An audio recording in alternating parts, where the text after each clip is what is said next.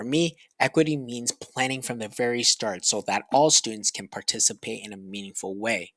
In health and phys ed, this really matters because participation is at the very core of the curriculum documents.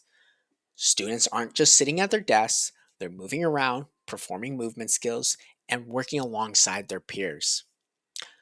The reality of physical education is that every student comes into the gymnasium with different experiences.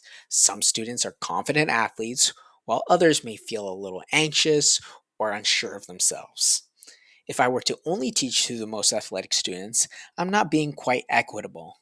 I'm actually creating a classroom where some students may feel left behind, and that affects their learning, their confidence, and their overall sense of belonging. To respond to that, I will plan with accessibility in mind from the very beginning.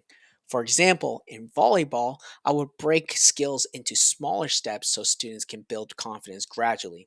I can use demonstrations of my own, videos, or utilize peer modeling so that students can have more than one way to understand what they're being asked to do. I would also adjust the activity when needed. That could mean lowering the nets in volleyball, using a lighter ball, or changing the physical space, or overall reducing the intensity of the task. I think that every student needs a meaningful role within the classroom.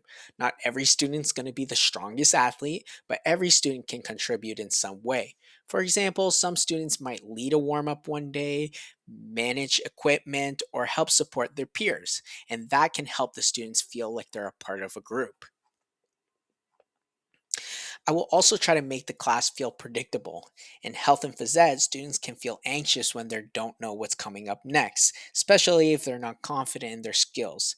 Having a familiar structure, like a warm up at the beginning of class, skills practice, or cool down at the end of class, can help the students feel a bit more settled.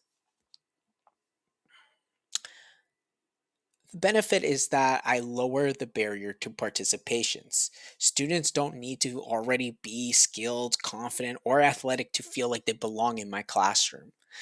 The environment feels safe, so they're more willing to participate. The result is a class where more students meet the learning goals. Academically, students improve their motor skills because the instruction is clear and scaffolded. Socially, they practice the teamwork and communication and general inclusion that I will foster in my classroom. And emotionally, they'll feel safe trying, making mistakes, and improving because they know they're being supported through the many supports already in place. For me, growth in special education and equity means continuing to ask, who's this lesson working for? Who might it leave out? And what can I adjust so every student can have a meaningful way to participate?